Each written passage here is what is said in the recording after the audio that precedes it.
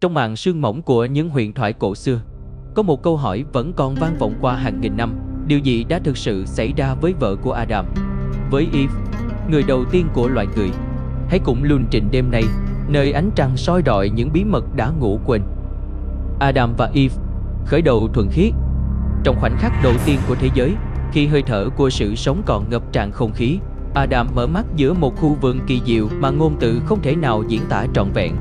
Trước mắt ông, vườn Eden trải dài như một khúc nhạc dịu dàng, nơi những đóa hoa rực rỡ đung đưa trong làn gió nhẹ, nơi dòng suối trong veo ngân nga những giai điệu không lời. Adam, đứa con đầu tiên của đấng tạo hóa, bước đi trong cô đơn giữa muôn vàn sinh linh. Những con chim sặc sỡ, những bầy thú hiền hòa, tất cả đều có đôi có bạn. Chỉ riêng ông là lạc lõng giữa một thiên đường quá đổi rộng lớn. Và trong sự cô đơn ấy, Thiên Chúa, bằng lòng từ ái vô biên, đã tạo ra một người bạn đồng hành cho ông, từ chính xương sườn của ông, một biểu tượng của sự gắn kết không thể chia lìa. Eve, nàng đến với thế giới này nhẹ như hơi sương, tinh khôi như ánh sáng đầu tiên vừa chạm đất.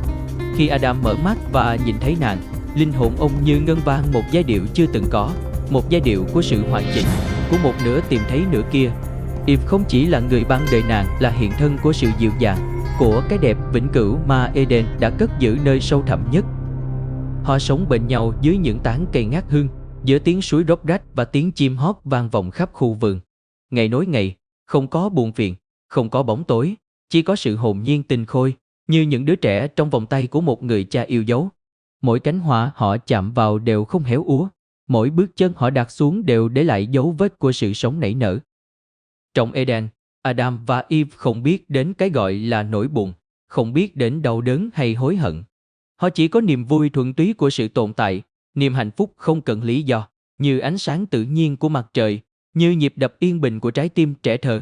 Mọi vật đều ngân vang cùng nhịp với họ, cây cối thì thầm những bài ca của gió, những dòng sông lấp lánh trong nắng vàng, như để chào mừng đôi tình nhân đầu tiên của vũ trụ.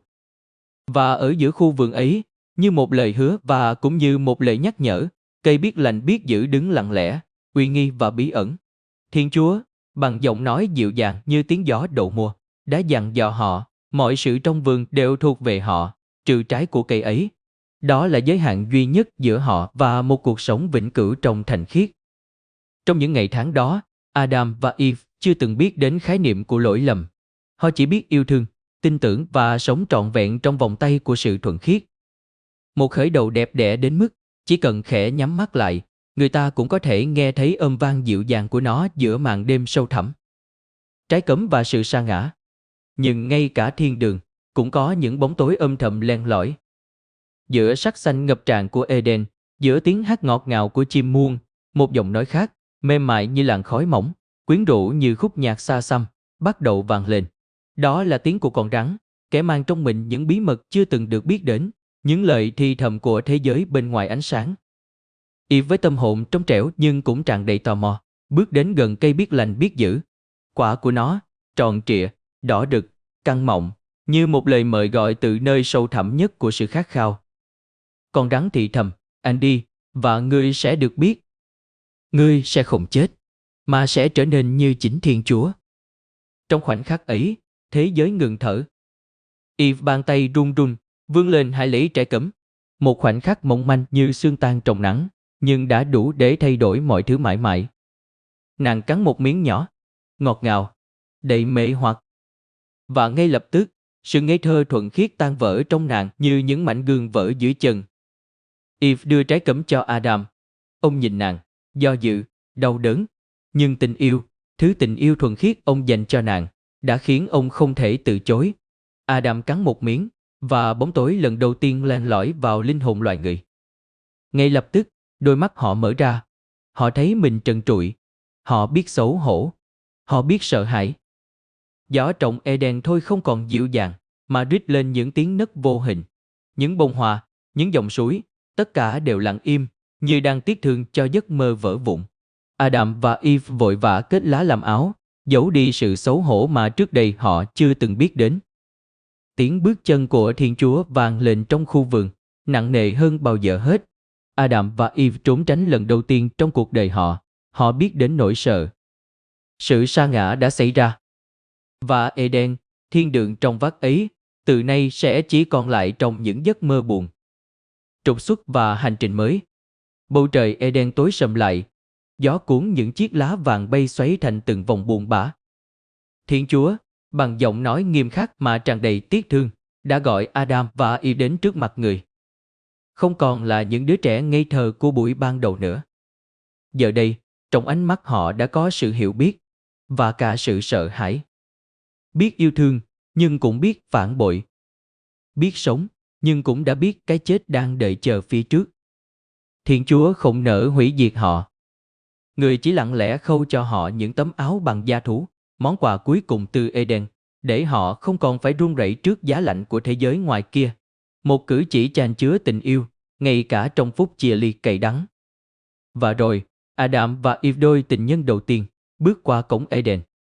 Phía sau họ, những thiên thần với gươm lửa lập lòe, canh giữ con đường quay trở lại, con đường giờ đây mãi mãi bị đóng kín.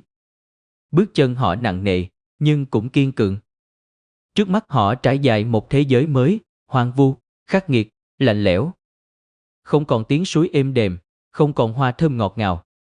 Chỉ còn bầu trời mênh mông, đất đá cằn cỗi, và những thử thách chưa từng đang chờ đợi. Eve bàn tay run rẩy, nắm chặt lấy tay Adam.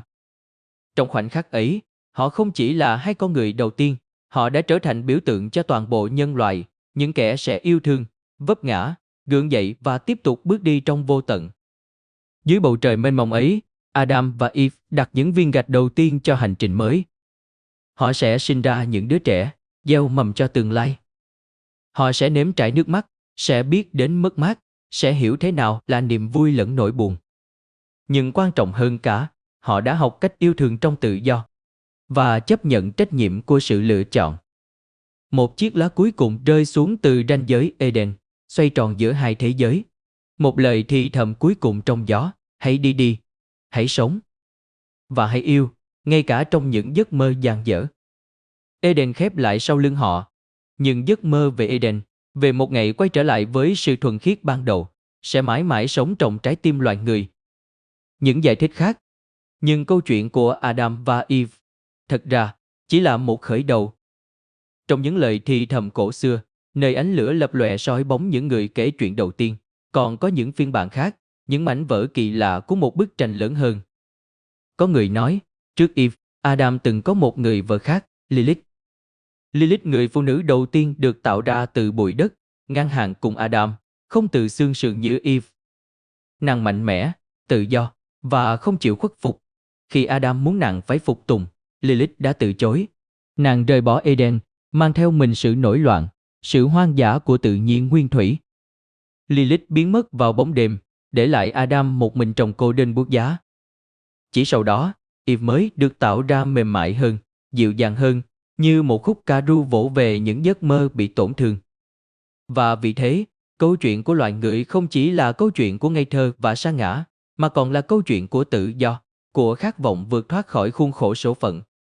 Một số truyền thuyết khác lại kể rằng, Eve không chỉ đơn thuần là nạn nhân bị dụ dỗ, nàng là người đã chọn lựa. Một hành động đầy can đảm, để bước ra khỏi vòng tay an toàn của Thiên Chúa, và đối mặt với thế giới, một thế giới đầy đau đớn, nhưng cũng tràn đầy khả năng trưởng thành và yêu thương. Có lẽ, trái cấm không chỉ đơn giản là một cái bẫy, mà là cánh cửa dẫn từ sự ngây thơ vô tri sang sự tự do đầy đau đớn, nhưng cũng đầy ý nghĩa. Adam và Eve không chỉ là những kẻ phạm lỗi. Họ là những người tiên phong, những kẻ dám gánh lấy cả bi thương lẫn hy vọng, để khai mở con đường cho hàng tỷ con người sau này. Và dù đã bị trục xuất khỏi Eden, dù đã mãi mãi mất đi thiên đường, trong trái tim của mỗi người, vẫn còn đó một Eden nhỏ bé, nơi ký ức về sự thuần khiết nguyên sơ vẫn lặng lẽ tỏa sáng như một ngọn nến giữa bóng tối. Chúng ta, những đứa con của họ, vẫn tiếp tục cuộc hành trình ấy, vẫn yêu, vẫn ngã, và vẫn khao khát được trở về một Eden đã hóa thành giấc mơ, nơi trong đêm, chỉ còn lại tiếng gió thì thầm về một khởi đầu vĩnh viễn chưa bao giờ mất đi.